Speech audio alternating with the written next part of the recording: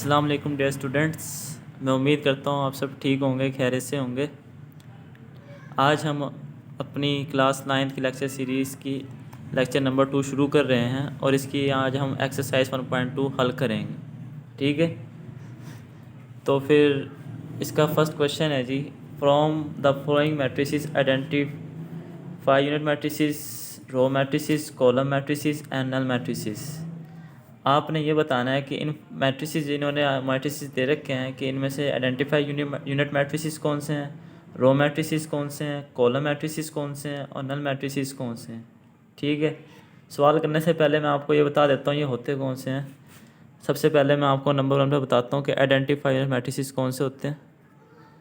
Identify unit matrices, ठीक। Unit matrices वो होते हैं जिनके डायगोनल एंट्रीज में 1 आता है। फॉर एग्जांपल लेट के ए मैट्रिसेस है 1 0 0 1। ठीक है, ये देखिए इसके डायगोनल एंट्रीज में 1 1 है, तो ये यूनिट मैट्रिक्स होगा। ठीक है, और उसके बाद नंबर 2 पे रो मैट्रिसेस कौन से होते हैं। रो मैट्रिसेस, रो मैट्रिसेस ऐसे मैट्रिक्स एक रो हो, मिसाल के तौर पर आप ले लें 1 2 3। ठीक है, जो हॉरिजॉन्टल लाइन होगी उसमें एक रो होगी, वो होगा रो मैट्रिसेस। ठीक है, रो मैट्रिक्स। अब आते हैं जी अगले इस पे, कॉलम मैट्रिक्स।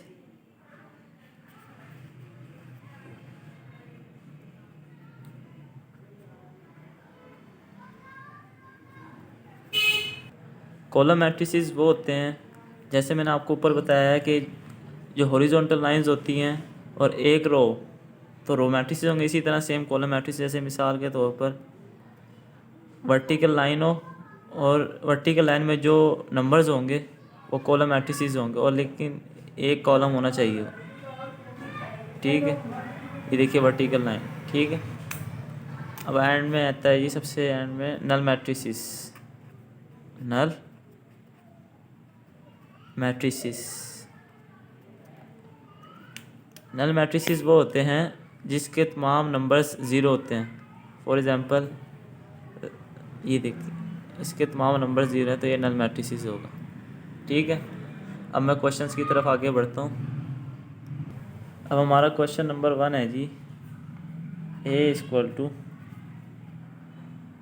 0 0 0 0। अब हमने बताना है कौन सा मैट्रिसेस है। आइडेंटिफाई यूनिट मैट्रिसेस है, रो मैट्रिक्स है, कॉलम मैट्रिक्स है या नल मैट्रिक्स है। अब मैंने आपको भी बताया था कि जिसके तमाम नंबर्स या डिजिट्स मैट्रिक्स में ज़ीरो होंगे तो वो नल मैट्रिक्स होगा, तो इसलिए ये नल मैट्रिक्स है। इसके आप आगे लिख दीजिए नल मैट्रिक्स। ठीक है, अब question number part number 2, matrix B है जी 2 3 4। ये देखिए अब ये हॉरिजॉन्टल लाइन है और 1 रो है, तो इसलिए ये रो मैट्रिक्स होगा। ठीक है, अब तीसरा पार्ट है जी, सी इक्वल टू 4 0 6। वर्टिकल लाइन है और वर्टिकल लाइन में जो डिजिट्स होते हैं वो कॉलम मैट्रिक्स होता है, और है भी एक कॉलम मैट्रिक्स। ठीक है, पार्ट डी है जी, डी इक्वल टू 1 0 0 1। अब ये देखिए इसकी डायगोनल एंट्रीज में 1 1 है, तो इसलिए ये यूनिट मैट्रिक्स होगा। अच्छा जी, पार्ट ई है जी, ई इक्वल टू 0। मैंने आपको बताया था कि जिस मैट्रिक्स में जो डिजिट्स ज़ीरो होंगे, पूरा मैट्रिक्स ज़ीरो होगा, तो वो नल मैट्रिक्स होगा, तो इसलिए लिहाजा ये भी नल मैट्रिक्स। पार्ट एफ है जी, एफ इक्वल टू 5 6 7। ये बिल्कुल सेम ऊपर वाला क्वेश्चन ही है। ये देखिए वर्टिकल लाइन है और एक कॉलम है, इसलिए ये कॉलम मैट्रिक्स होगा। ठीक है, इसी तरह हमारा क्वेश्चन नंबर 1 मुकम्मल हुआ। अब हम क्वेश्चन नंबर 2 की जानिब बढ़ते हैं आगे। क्वेश्चन नंबर 2 है, from following matrices identify. Number वे square matrix,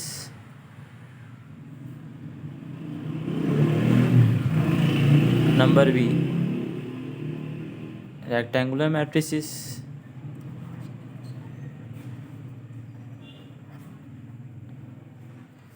number C row matrices, number D column matrices.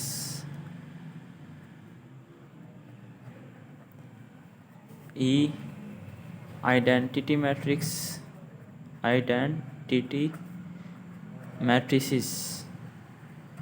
और एफ पर है नल मैट्रिसेस। ठीक है, अब ये सवाल करने से पहले मैं आपको समझा देता हूँ कि स्क्वायर मैट्रिसेस कौन से होते हैं, रेक्टेंगुलर कौन से होते हैं। रो का मैं आपको पहले बता चुका हूँ, कॉलम भी बता चुका हूँ, आइडेंटिटी भी बता चुका हूँ, नल भी बता चुका हूँ।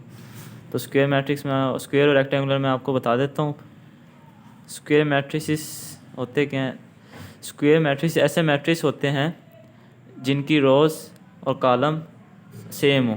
ठीक है, इसकी मैं आपको एग्जांपल देता हूँ। लेट के एक मैट्रिक्स है ए, इसकी ये देखिए 1 0 2 3। अब ये देखिए इसकी रोज़ भी तो 2 हैं और इसके कॉलम्स भी 2 हैं, तो इसलिए स्क्वायर मैट्रिक्स है। अब दूसरे नंबर पे आपको मैं बता देता हूँ रेक्टेंगुलर के बारे में। रेक्टेंगुलर मैट्रिक्स, ठीक है, रेक्टेंगुलर मैट्रिक्स ऐसे मैट्रिक्स को कहते हैं जिसकी रोज़ और कॉलम्स आपस में मुख्तलिफ हो। मिसाल के तौर पर एक मैट्रिक्स है ए, इसकी 1 0 1 0 2 3। अब ये देखिए इसकी 2 रोज़ हैं और 3 कॉलम्स हैं, आपस में एक दूसरे से मुख्तलिफ हैं, इसलिए रेक्टेंगुलर मैट्रिक्स होगा। चलिए हम अपने सवालों की तरफ आगे बढ़ते हैं। मैं आपको क्वेश्चन लिख देता हूँ सारे। ठीक है, नंबर 1 पे है जी -8 2 7 12 0 4। नंबर 2 पे है जी 3 0 1। और नंबर 3 पे है जी 6 3 -4 -2। ठीक है, और 4th है जी 1 0 0 1। 5 है जी 1 3 5 2 4 6। 6 है जी 3 10 -1। 7 है जी 1 0 0। और 8 है जी 1 -1 0 2 2 0 3 0 1। और 9 है जी 0 0 0 0 0 0। ठीक है, ठीक है। अब मैं आपको बता देता हूँ इनमें से स्क्वायर रेक्टेंगुलर ये कौन कौन से मैट्रिसेस हैं। ठीक है, सबसे पहले हम लिखते हैं जी स्क्वायर मैट्रिसेस। नंबर बी पर है जी रेक्टेंगुलर मैट्रिसेस, रेक्टेंगुलर मैट्रिसेस। सी पर है जी रो मैट्रिसेस, रो मैट्रिसेस। डी है जी कॉलम मैट्रिसेस। और ई है जी आइडेंटिटी मैट्रिसेस। ठीक है, और एफ है जी नल मैट्रिसेस। अब इनमें से देखते हैं कौन कौन से मैट्रिसेस ये बनते हैं। ठीक है, अब सबसे पहले देखते हैं जी स्क्वायर मैट्रिसेस कौन से बनते हैं। ठीक है, अभी आप ये 3 देखें, इसकी रोज़ भी सेम है और कॉलम भी सेम है, इसलिए हम 3 लिख देंगे, ये स्क्वायर मैट्रिसेस है। और आप 4 देखें, ये 2 ही रोज़ हैं 2 ही कॉलम है, इसलिए हम 4 आ जाएगा। और ये भी नहीं, ये भी नहीं। ये 8 देखिए आप, इसकी रोज़ भी सेम है, 3 रोज़ हैं 3 कॉलम्स है, इसलिए ये भी स्क्वायर मैट्रिसेस होगा। बाकी और मुझे कोई स्क्वायर मैट्रिक्स नज़र नहीं आ रहा है। ठीक है, अब रेक्टेंगुलर मैट्रिसेस देखते हैं। रेक्टेंगुलर मैंने आपको बताया था रोज़ और कॉलम मुख्तलिफ होते हैं। हम देखते हैं कि रोज़ और जिसमें कॉलम मुख्तलिफ होंगे वो रेक्टेंगुलर होंगे। ठीक है, सबसे पहले नंबर पे 1, ये देखिए इसकी 2 रोज़ हैं 3 कॉलम्स है, इसलिए ये रेक्टेंगुलर होगा, मुख्तलिफ हैं आपस में। और क्वेश्चन नंबर 2 भी देखिए, रोज़ 3 हैं कॉलम 1 है, इसलिए ये भी रेक्टेंगुलर होगा। इसी तरह क्वेश्चन नंबर 5 में भी यही है। और क्वेश्चन नंबर 6 में भी 1 रोज़ हैं 3 कॉलम्स हैं। ठीक है, और क्वेश्चन नंबर ये भी नहीं होगा, ये IX 9 में भी देखिए 3 रोज़ हैं और 2 कॉलम्स हैं। ठीक है, अब रो मैट्रिसेस कौन से हैं। रो मैट्रिक्स मैंने आपको बताया था जिसमें एक लाइन हॉरिजॉन्टल लाइन में डिजिट्स लिखे, एंट्रीज लिखूँ, तो इसमें से कौन सा होगा। नंबर 6 होगा इसमें, क्योंकि देखिए एक ही लाइन में हॉरिजॉन्टल लाइन में एंट्रीज लिखी हुई हैं, तो V6 इसमें रो मैट्रिसेस होगा। बाकी मुझे और कोई नज़र नहीं आ रहा है। कॉलम मैट्रिसेस कौन सा। कॉलम मैट्रिक्स मैंने आपको बताया था कि वर्टिकल लाइन में एंट्रीज लिखी होंगी। अब देखिए इनमें से कौन सा होगा। नंबर 2, ये देखिए एक ही लाइन में एंट्रीज लिखी हुई हैं, नंबर 2 और V22। अब आइडेंटिटी मैट्रिसेस पे आ जाते हैं। आइडेंटिटी मैट्रिक्स का मैंने आपको बताया था कि इसके डायगोनल एंट्रीज में जो डायगोनल एंट्रीज होंगे वो 1 1 होंगे। तो इनमें से देखिए किसके डायगोनल एंट्रीज 1 1 है, नंबर 4, इसलिए यहाँ नंबर 4 आ जाएगा। नल मैट्रिक्स का मैंने आपको बताया था कि इसकी तमाम एंट्रीज 0 होंगी। इस सारे सवालों में एक ही सवाल है, 9वां सवाल, इसकी तमाम एंट्रीज 0 हैं, तो यहाँ IX आ जाएगा। ठीक है, क्वेश्चन नंबर 3 है जी, from the following matrices identify diagonal, scalar and unit matrices. इन फॉलोइंग मैट्रिक्स में आप आइडेंटिफाई करें कि कौन सा डायगोनल है, कौन सा स्केलर है और कौन सा यूनिट है। ठीक है, सवाल करने से पहले मैं आपको बता देता हूँ कि डायगोनल कौन से होते हैं, स्केलर कौन से होते हैं और यूनिट कौन से होते हैं। ठीक है, सबसे पहले स्केलर मैट्रिसेस। ठीक है, स्केलर मैट्रिसेस की मैं आपको पहले एक एग्जांपल दे देता हूँ। लेट A = 4 0 0 4, ऐसा मैट्रिसेस जिसकी जो डायगोनल एंट्रीज़ हैं वो आपस में सेम हो। ये देखिए अब इसकी डायगोनल एंट्रीज सेम है तो ये स्केलर होगा। इसकी एक और एग्जांपल देता हूँ, जैसे B = 3 0 0 3, इसकी भी देखिए डायगोनल एंट्री सेम है तो ये स्केलर मैट्रिसेस होगा। ठीक है, अब दूसरे नंबर पे है जी यूनिट मैट्रिसेस। ठीक, B unit matrices. Unit matrix का मैंने आपको पहले भी बताया था, ऐसा मैट्रिक्स जिसके डायगोनल एंट्रीज में 1 0 0 1। अब ये देखिए स्केलर मैट्रिक्स में ये भी स्केलर हो सकता है, लेकिन आपने हमेशा एक बात याद रखें कि यूनिट होगा ना जो, उसके डायगोनल एंट्रीज में हमेशा 1 1 होगा और ये कभी भी स्केलर मैट्रिक्स नहीं होगा। ठीक है, अब हम आपको बताते हैं कि डायगोनल मैट्रिसेस। ठीक है, डायगोनल मैट्रिसेस ऐसे मैट्रिसेस होते हैं जिसमें कम से कम एक डायगोनल एंट्रीज नॉन ज़ीरो। ठीक है, मिसाल के तौर पर A = 3 0 0 0। बेशक तमाम जितने भी एंट्रीज़ हैं वो ज़ीरो, लेकिन उसका कम से कम एक डायगोनल एंट्रीज़ उसका नॉन ज़ीरो होना चाहिए। देखिए ऐसे नॉन ज़ीरो ये है, 3 नॉन ज़ीरो है तो इसलिए डायगोनल होगा। अब हम आप सवालों की तरफ चलते हैं। अब बताता हूँ कि कौन से इसमें डायगोनल हैं, स्केलर हैं, यूनिट हैं। सबसे पहले A पार्ट है जी 4 0 0 4। B पार्ट है जी 2 0 0 -1। सी पार्ट है जी 1 0 0 1, ठीक है। और डी पार्ट है जी 3 0 0 0। और ई पार्ट है जी 5 -3 0 0 1 +1, ठीक है। सबसे पहले हम यहाँ लिख लेते हैं जी कि स्केलर कौन से हैं, फिर यूनिट मैट्रिसेस कौन से हैं, ठीक है।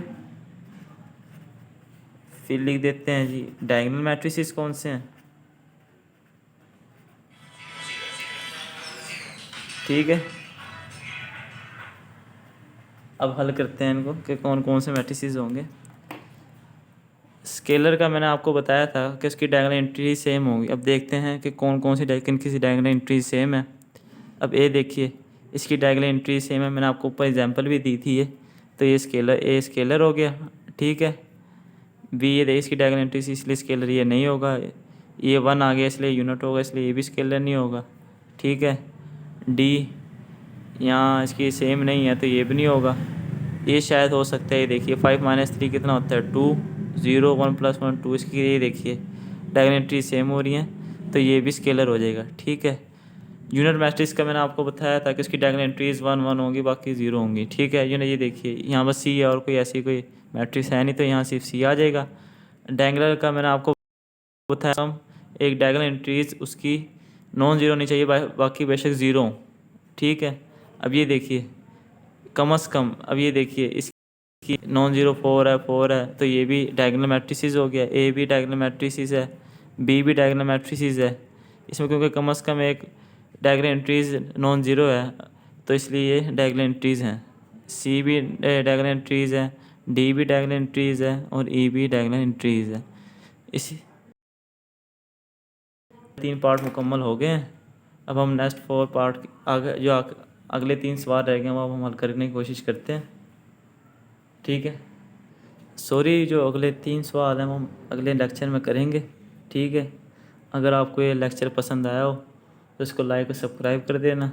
और अगर आपको इसमें से कोई सवाल समझ ना आया हो तो हमारा व्हाट्सएप नंबर डिस्क्रिप्शन में है, आप हमें व्हाट्सएप नंबर पर मैसेज कर सकते हैं। हम उस सवाल पे आपको एक वीडियो बना के सेंड कर देंगे, ठीक है। लाइक और सब्सक्राइब कर देना।